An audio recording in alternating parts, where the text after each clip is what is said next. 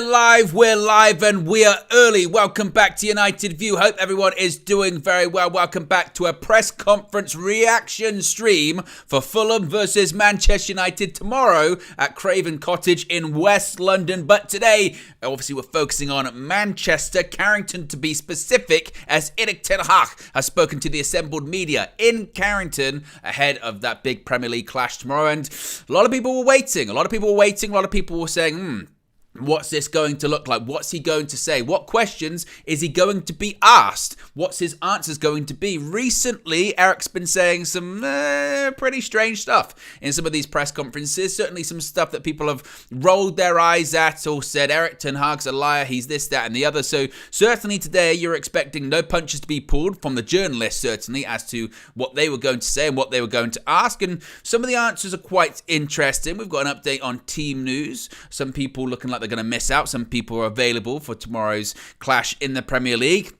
An update on Erik ten Hag's perceived character of the squad. An update on potential investment from Sir Jim Ratcliffe, as more details regarding Ineos and the investment have come to light this afternoon as well, about possible over £200 million to be injected into Manchester United by Ratcliffe this year, with the deal set to be ratified or certainly concluded, maybe by the end of the month. We'll have to see, certainly. So there's plenty to get into as well. So be sure to smash a like on the like button. Be sure to subscribe, bottom right-hand corner. As Rich says in the chat, big up Rich, Bammy Rich. Be sure to subscribe to his channel as well. Says, time to get into these comments. Interesting show ahead. Hit the likes. Yes. VK says, YouTube is as disjointed as United at the moment in some locations, so bear with the stream and hit that like button. Is YouTube down around the world, or is that problem? We had that the other day where during the Manchester derby, like in Europe and parts of North America, the streams were buffering and lagging. YouTube's on a bit of a madness recently, so I appreciate you sticking with us. And let's get into this, because there's plenty to talk about.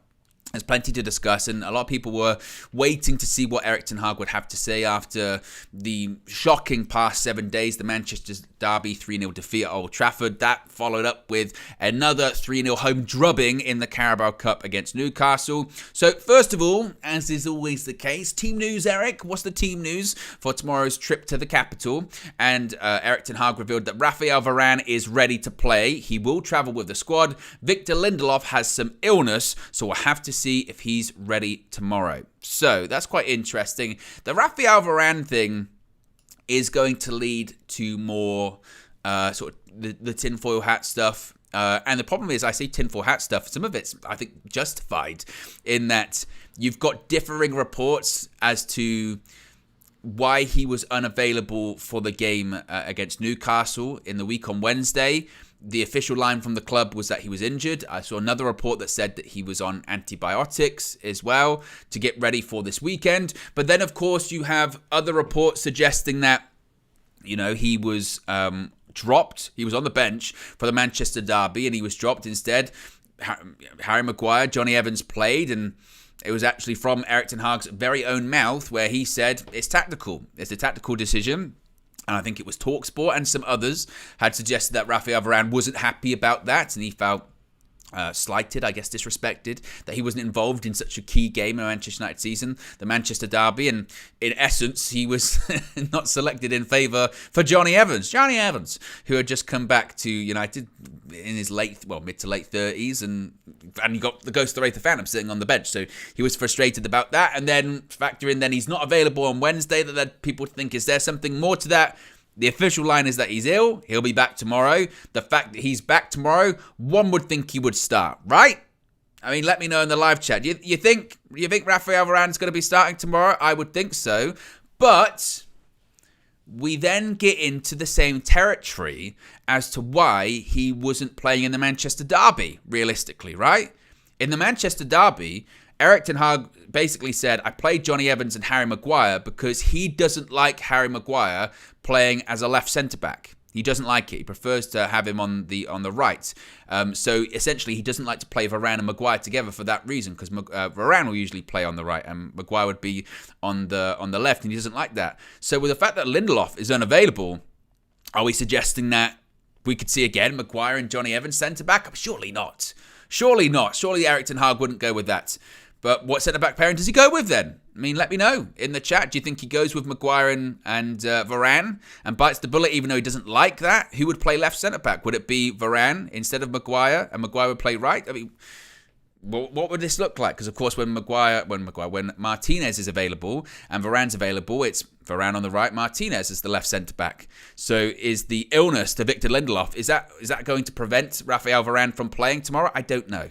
Now, some people have pointed out too that Rafael Varane is one of the most, easygoing, non-disruptive, cool, calm and collected figures that you can find in football. So if you have yourself an issue with Rafael Varane or you have a falling out with Rafael Varane, maybe that speaks volumes. I don't know, because that's working with the assumption that he has. Erik ten Hag had a bit of a dust-up with Rafael Varane, and again, they're unsubstantiated rumours. The official line at the moment was that he was ill, and now the official line from Erik ten Hag is that he's back. So Varane will be in the squad. Victor Lindelof, maybe not so much. So that's the update when it comes to centre-back. Actually, let me know in the live chat too.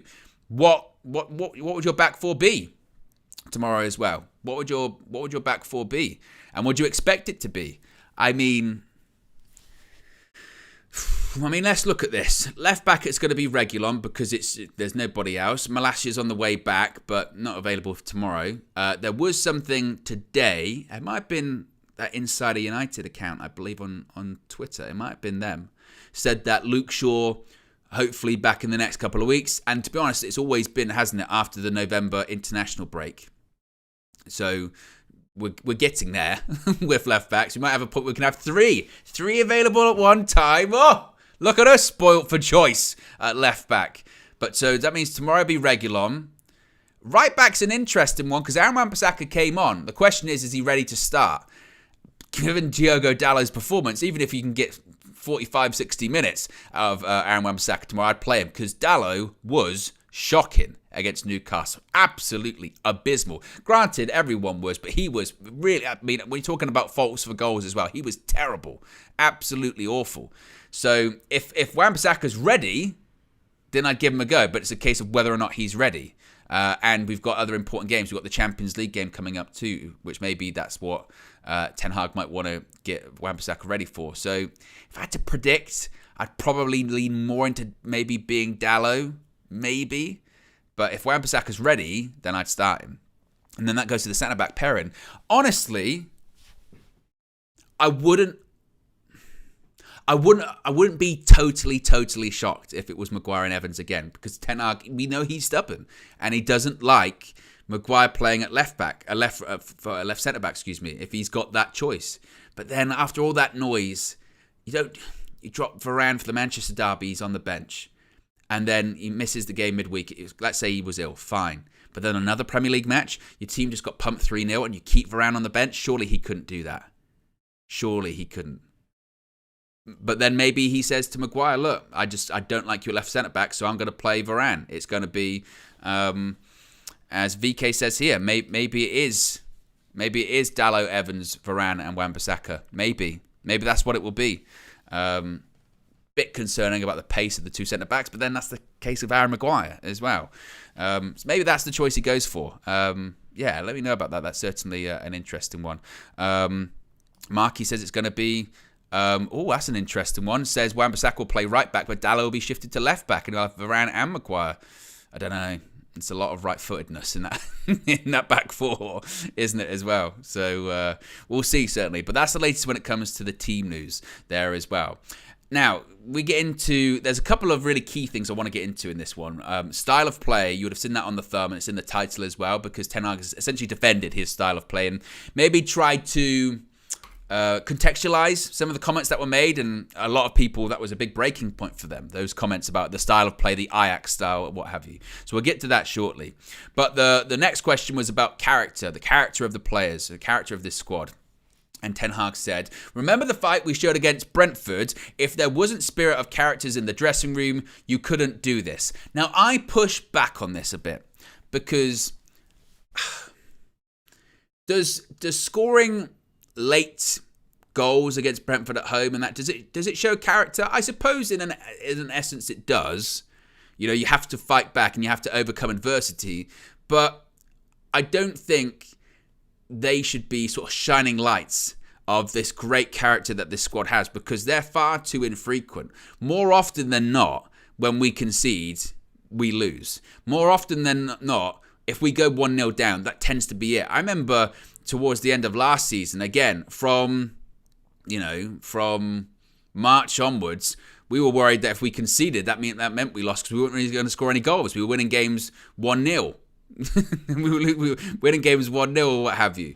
And look, as a manager, of course, you have to point to those moments, I suppose, right? You have to point to those moments, and you have to say, that is an example of why you shouldn't give up. It's kind of nuts that you have to say that to some of those players, isn't it? Realistically. See, you can come back and win football matches if you concede a goal. You can do that. Maybe that sort of defeatist attitude, of some of the players is because our front line and midfield is so toothless in terms of creating and scoring chances, in particular that sort of front three, front four. Maybe that's why it's so defeatist, because they know we're not going to score. So therefore, by proxy, if we've conceded, we've lost. Maybe that's the mindset. Maybe that's the mindset of some of the players. That is just, it's that basic, it's that fundamental. We ain't creating chances, we miss chances. Therefore, if we've conceded, then that's it, it's over, game over, perhaps. So look, they've shown. I don't know. I look at it as I look at Ollie's last season as an example, and to an extent. Remember Jose's last season. I remember one of Jose's sort of final games when he was in that sort of death spiral towards the end. Remember when we played Newcastle at home under Jose, and we went 2-0 down, didn't we? And we won 3-2 in the second half. I think it was Alexis Sanchez scored the winner. It was a header in like injury time or something. And at the time, you do praise it as actually good character that. And it is, you don't give up. But it does paper over the cracks. And it doesn't mean that all of those people that are playing in those games are strong characters, because they find themselves in that position way too often, and it's not sustainable as well. And if you were going to take sample size too, you would say, okay, that's in a couple of games. In the majority of the games, though, the character from a lot of these players, and actually it's not just this season, it's been at points last season when we've absolutely taken some lickings from some big teams, whether it's Liverpool, City, etc., or even in the past under different managers as well. You know, you have to, you can't take those just those games. Well, when we came back against Brentford, that shows the character we've got. Well, it's, I don't know, it's. I get why he says it, but it's not enough, is it, realistically, right? It's not enough. We've got over 500 people watching. We've got 60 likes. Let's see if we can get to 100 or 150. So if you haven't already, click the like button as well. But this is really the biggest part of the press conference that Erik ten Hag spoke on. And I'm really glad that these questions were asked, because I think for a lot of people, this was a big talking point, certainly, and actually a big turning point for whether they believed and they bought in to Erik ten Hag at Manchester United. Now, let's give a bit of context to this. So after the game against City last weekend, after the Manchester Derby defeat, he did an interview with, is it Viaplay? And the quotes didn't come out until the day after. And the question was, and I don't have it in front of me, and I don't have the quotes in front of me that he gave last weekend, so I'm paraphrasing here. But essentially, it was, when is this group of players going to get to the point where they're playing football or a similar style, or the Ajax football that you displayed at your old club, essentially? When are they going to get to that point? When are you going to play that football? And he said, never. That I'm never going to play that football here at Manchester United. And he went on to say, because that's Ajax, they were different players. That's the Ajax DNA. Here, I have different players. It's a different league. You play, your style of play depends on the players, etc., etc., etc. And a lot of people looked at that and said, well, if you're saying you're never going to play that style of football, then realistically, why are you here? Because that's what we brought you in for. Or certainly a lot of fans, that was their assumption, that that's why Manchester United had recruited you from Ajax because they saw what you were doing there. They saw the style of play there, and they wanted to see that at Old Trafford, right? That's the assumption. I think that's the assumption when you get most managers, realistically. Certainly at this level, you look at what they're doing at their current team, their principles, their ethos, their style of play, and you think, let's do that at our club, but bigger and better, and let's be successful, right? They looked at Ajax and said, if he can replicate that kind of style of play, that attractive football that he's doing there, do it at Old Trafford on a bigger scale, a grander scale, with better players, with more capable players, then that's a winning formula, right? So even when, like last season, you had to abandon the principles a little bit, and because some of the players aren't good enough, and all that kind of stuff, then to be told, well, we're never going to play that style, a lot of people then said, well, what's the point? That's why we got you here. So he was asked about that. He was asked about that in this press conference.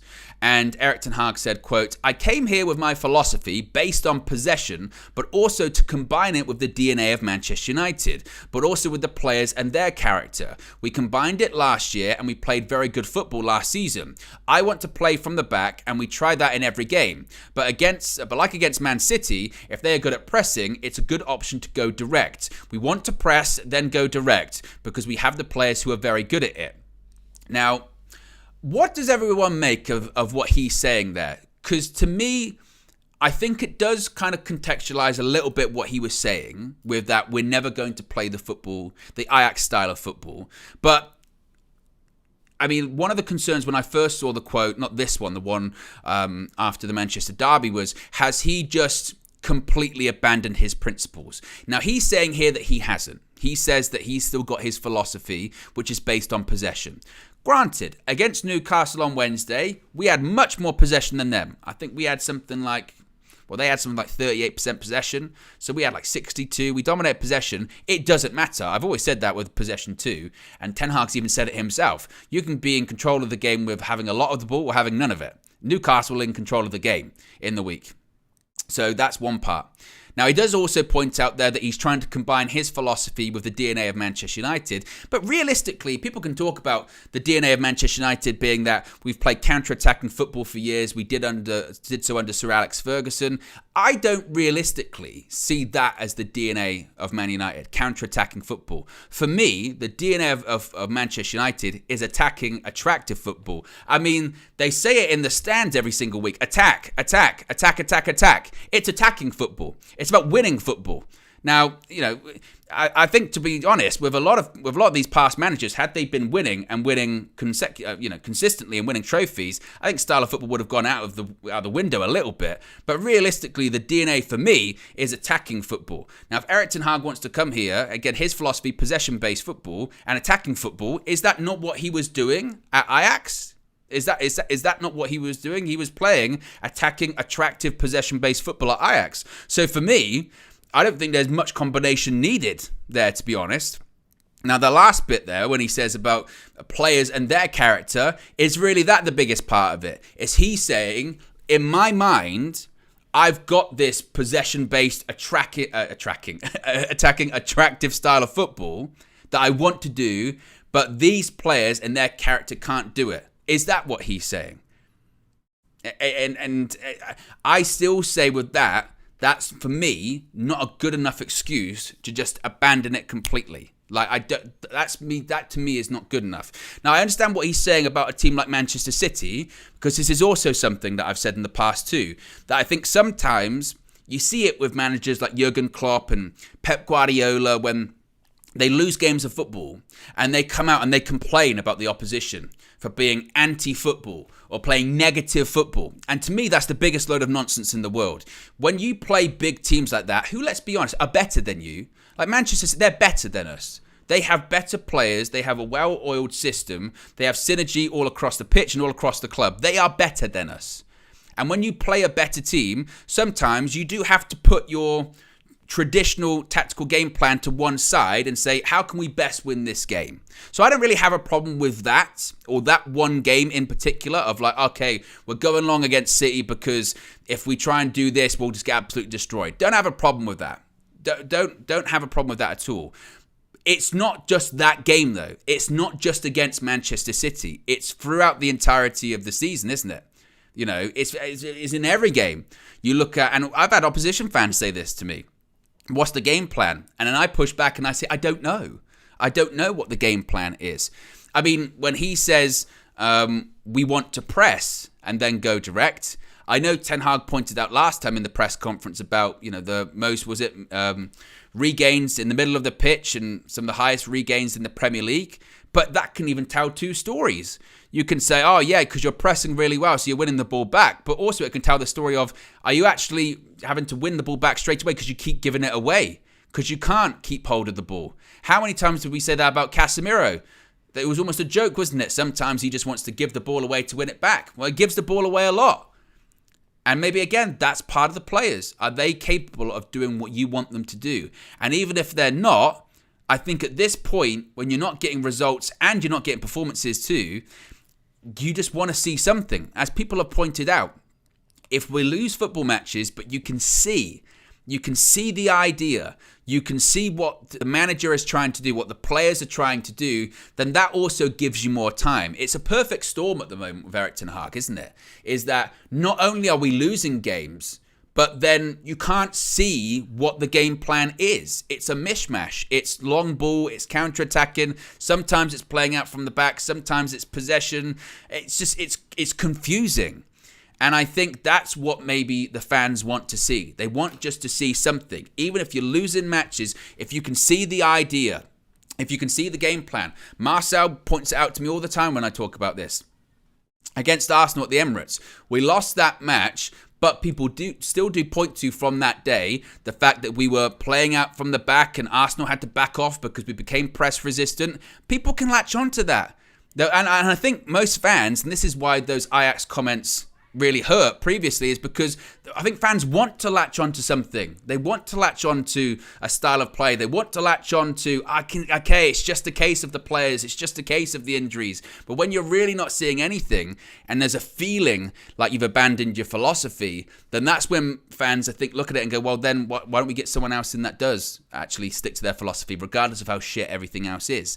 And I think that's the concern.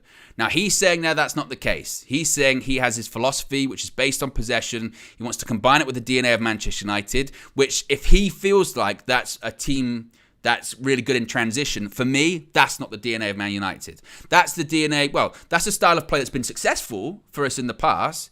It was under Ole Gunnar Solskjaer. I mean, we did okay points with it. Can't argue with that. Finished in the top four a couple of times, got to Europa League final. Didn't win anything with it, but beat big teams with it. And if you're going to play Man City, and if you're going to play Arsenal, and you're going to play Liverpool in the Premier League, with how we are at the moment, that is how probably you're going to beat them in this stage. We're not going to beat Man City by trying to replicate their style of play. We're just not. We're not at that point yet. So you are going to have to adapt in certain games. I don't disagree with that. But when you're playing, I don't know, Burnley away from home, when you're playing Sheffield United, when you're playing, when you're playing Crystal Palace at home, Brentford at home, and yeah, you got a lot of the ball, but you're going long a lot of the time, that's not what Man United fans, I think, thought they were signing up for, realistically.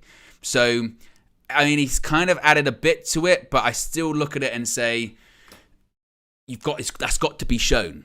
That's got to be shown, and we've got to see that on a more consistent basis. And we haven't. But from his point of view, he'll say, look, last season I had to abandon my principles and we finished third in the Premier League. We won a trophy and we got to the final of another. And I adapted and that worked. As lovely Loudy says there, how about score goals? That's very true as well. How about the strikers score goals? How about the attacking players, rather, score goals? How about we don't have to rely on central midfielders and defenders to win games for us because our attacking players aren't doing nothing? How about that? That's maybe United DNA too.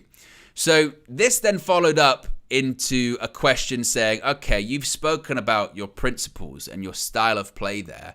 What do you say to the criticism that there's no style? As I mentioned, that's come from United fans, that's come from opposition fans, that's come from pundits, analysts, you name it, saying that it's great that you've got those principles, but what's the game plan? What's the style? I don't see any style. And Ten Hag said, quote, "I don't want to say that. That's too strong. The intention is clear, but the execution isn't there. In the moment we're in, with so many changes, we can't line up the same game each time and we have to swap. We miss players in the back four and every time we have to adjust, which doesn't help the routines." Now, that is essentially the argument that I think people have given in defense of this talk about no style of play and all this kind of stuff. It's something that Marcel was saying, that, part of it's execution, which I think is a fair one as well, because we have had moments in games where if any of the front line could take chances or be more effective, then the games would have looked radically different. I don't disagree with that. I don't disagree with that. He's also saying about the absences and the injuries. I think it was something crazy, like our most consistent back four this season in terms of being selected for games is the one that's been playing recently, which is Dalot, Maguire, Evans and Lindelof, which is insane. That combination when you think about it. So he's saying that, well, part of the problem is that the players aren't executing it properly. We're missing an entire back four. So when you want to build up from the back, play out from the back, it's difficult to do that when that whole routine is having to be changed every single game and the key players that would do it are missing. Which, again, I think is a fair argument. But for me, it's not a total excuse. It's not a total excuse, because in other areas of the pitch, we're still not seeing stuff that we should be seeing as well. And I understand that building up from the back, everything starts from the back. That's what people were saying last season with De Gea and all this kind of stuff too. But we saw it with, for instance, with Andre Onana. Andre Onana's going long a lot of the time. Now, even that was something that Ten Hag responded to when he said, I don't want Onana to go for long balls. I want to play from the back. So he said in the press conference, look, I want to play out from the back, but maybe at the moment we can't do that. So what do you guys make of that? Do you think that's a fair, I won't say excuse, but a fair answer for what he's saying there? That, it's a case of it's not that we don't have a style of play. It's a case of we're trying, maybe we're not executing it the way we want to, and having this free-flowing, playing out from the back football is being hampered by the amount of absences and injuries that we have, particularly in the back four. Is that fair, or is that an excuse? My own opinion on that, I think it's a bit of both. I do think it's a fair thing, and when you've got we've had an entire back four missing, that is true. But at the same time, in sort of all aspects of the pitch, we're not seeing any style of football too. And I do agree with what he's saying when he says it's not helped by some players that just clearly aren't executing it. But then people will say to you, but that's also your job as the coach to make sure that they execute it. And I guess importantly too, if certain individuals aren't executing it, then don't play them. Drop them. Make sure they're not... Marcus Rashford, I would be flabbergasted if he feels like Marcus Rashford is executing the game plan every single week that Ten Hag wants. Because he's not. Bruno Fernandes, the same. He's not. And people can say, oh, drop them for who? We do have options. Granted, I know he played them in the week and they still didn't win. But when you're getting into this territory of they're playing bad, send a message. Play Garnacho. Play Palestri. Play whoever. Play Mason Mount as the 10. Play Mason Mount on the right. That's what you bought him for. Something. And Thriller says here, you can't drop people if their replacement is the same or worse. Then what message does that send? So if, regardless of how badly you play, just because the player that's meant to be replacing you is inferior in terms of quality or ability, then I know I'm definitely not going to get dropped. At that point, you send a message. And even if it's a case of work rate, which I think it is sometimes as well, for a player like, for instance, Marcus Rashford, I don't feel like I'm singling him out, but a player like, work rate, then put someone in that's going to work hard. And sometimes if you're not in form, you've got to take him out of the spotlight. I think he's tried playing some of these players through, these difficult periods, and that still hasn't worked either, realistically. So particularly for someone like Rashford as well. But, he's saying that the style of play will improve and get better once the players come back. We are getting players back quickly, soon. As I mentioned, certainly at left back, they're going to be coming back, hopefully sure, by after the international break. Wan-Bissaka's now back too. Martinez, we know, is a long-term one. That's not going to be until 2024.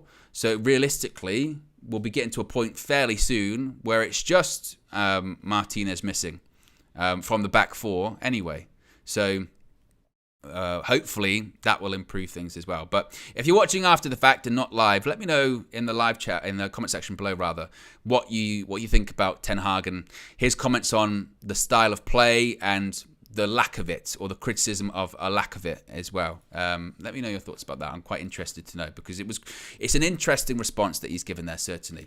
So he was also asked about player mood, and he said, quote, the players, are positive. They want to put this right. And we know the standards here.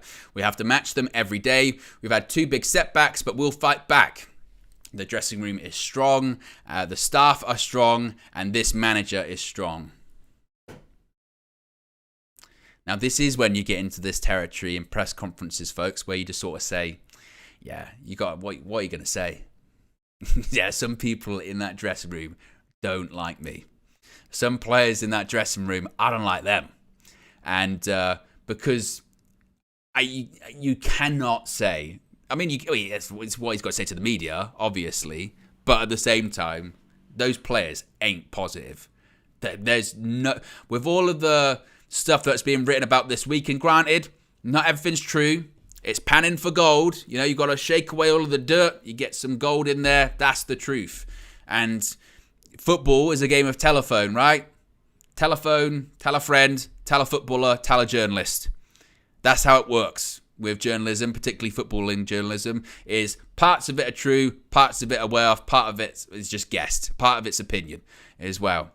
So, Ten Hag can come out and say, the players, yeah, they're in a good mood, they're all positive, but they ain't. He says the dressing room is strong. The staff, I'm sure the staff are strong. He says this manager is strong.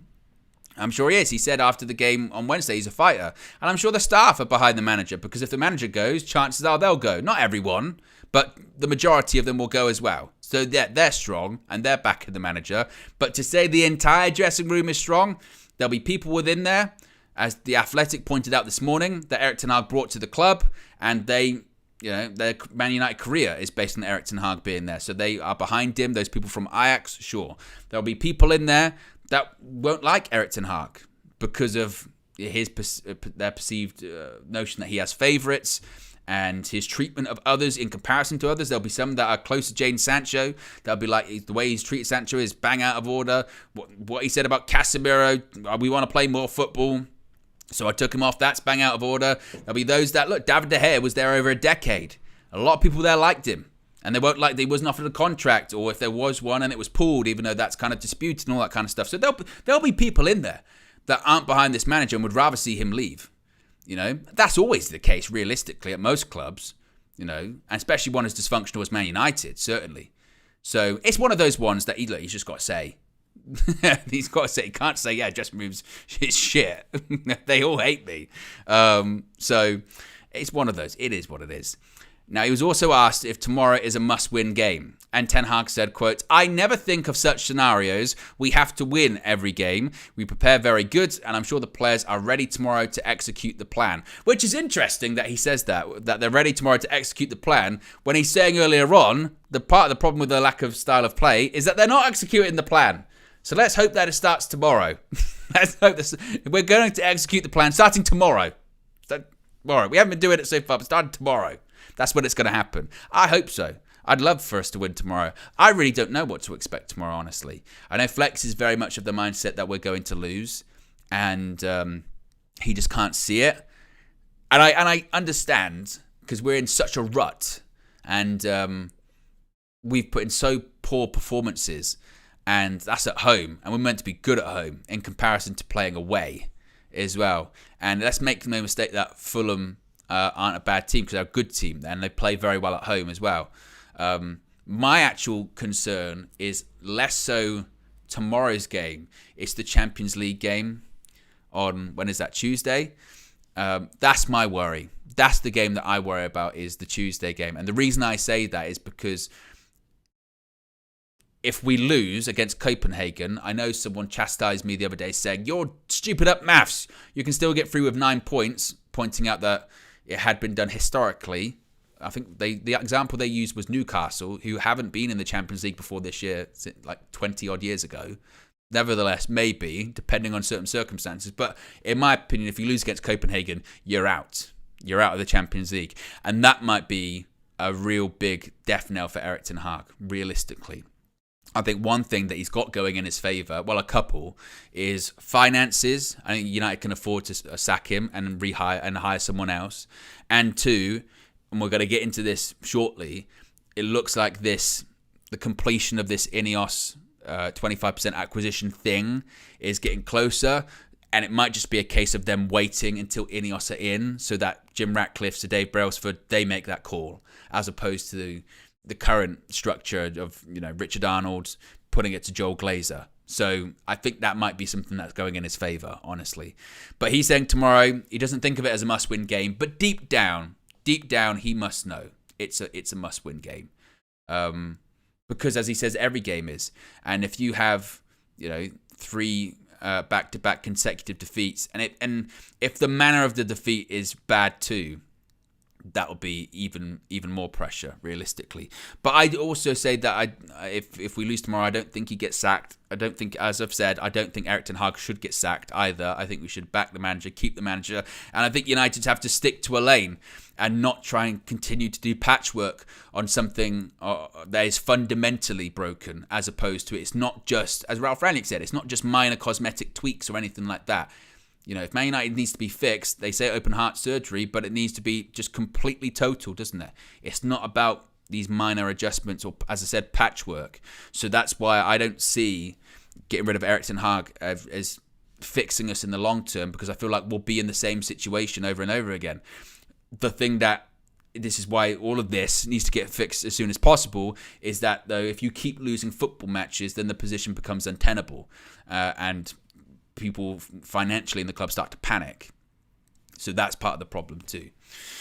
We've got a super chat here from VK, who says, Ten Hag will sack himself when Champions League is out of reach. We will lose to Fulham, out of the Champions League and FA Cup, so it all boils down to results in the new year. We'll see, certainly. V Cobra says, too negative for me here. See you all later. Wow. Apologies for it being negative, V Cobra, excuse me. Can only give, people's opinions. This is the thing too, is that unfortunately it's negative around Man United at the moment for a variety of reasons. We're not winning games. The ownership situation, after hoping that we were going to get to the end of this process and have the Glazers not being involved, it looks like they're still going to be the majority shareholders and owners of the club. And we're not playing very good football. There's dressing room disharmony and unrest. And it's all just a complete mess. And again, unfortunately, those are the facts. Now, the positive may be coming, that when this Ineos thing is completed, maybe there is a roadmap and it's the first step of a full-fledged takeover. Maybe the positive is that Erik ten Hag is given time and there's a better structure above him and he can turn it around. I really hope that's the case. I'd love to be able to have optimism about the long-term future of United. But you also have to be realistic with where you are as well at the moment too. And you say it's too negative. I mean, what's that? It's a worse start to a season in 61 years. So it's pretty difficult to put a good face on it, in fairness. And look, people are allowed to give their opinions on this, and this goes back to like the takeover stuff, and it goes back to transfers and all this kind of stuff. I think we have to realise no one's ever going to agree on everything, and that's fine. Yeah, people will be Ten Hag in, people will be Ten Hag out. There'll be people that say give him more time. There will be people saying that they expect to see this, and others saying that's not fair and that's an excuse or whatever. That's what we're all here for, isn't it? We're all here to share opinions, and opinions are just that. They're just opinions. One can be perceived as right, one could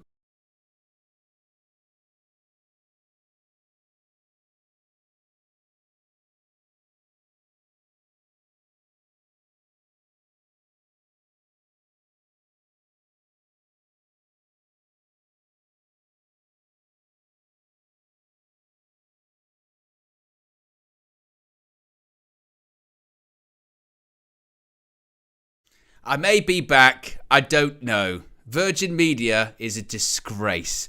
Disgrace. This bloody thing every single time. Every single time. Just sick of it. Absolutely sick of it. But I don't know. I don't know if I'm back. Manish says I'm back. There's me going, look, opinions are opinions. You know, everyone's got them. And I get cut off, censored by the internet gods by it. An absolute disgrace. An absolute disgrace. The stuff in front of me's not even working and that way. I can see in the chat they're saying I'm back. So, fortunately, I was near the end. But honestly, absolute disgrace. Joke.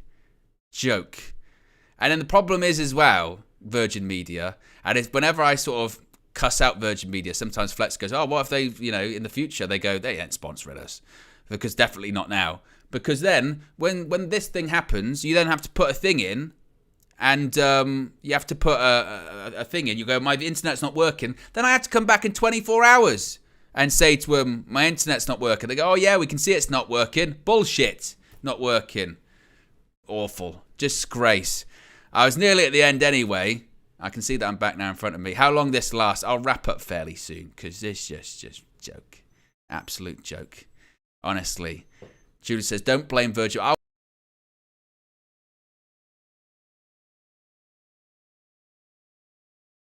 Apparently I'm back again, mate. Virgil off. They actually cut me off. I don't know what's going on. I'm gonna have to wrap it up.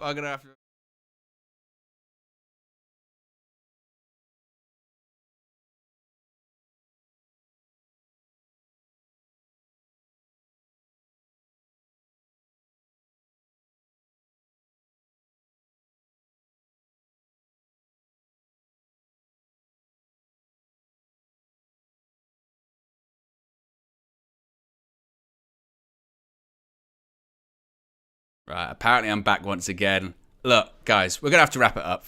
we're gonna have to wrap it up because stuff ain't working right now. Yeah, stuff ain't working very well, and probably in the next few seconds, I'm gonna probably get cut off again. Right, I'm gonna probably get cut off again. So, do I have it in me to get through the next two quotes? Do I have it? Maybe. I don't. Probably not. No. It comes again. It's coming back again. That's going again. Forget it.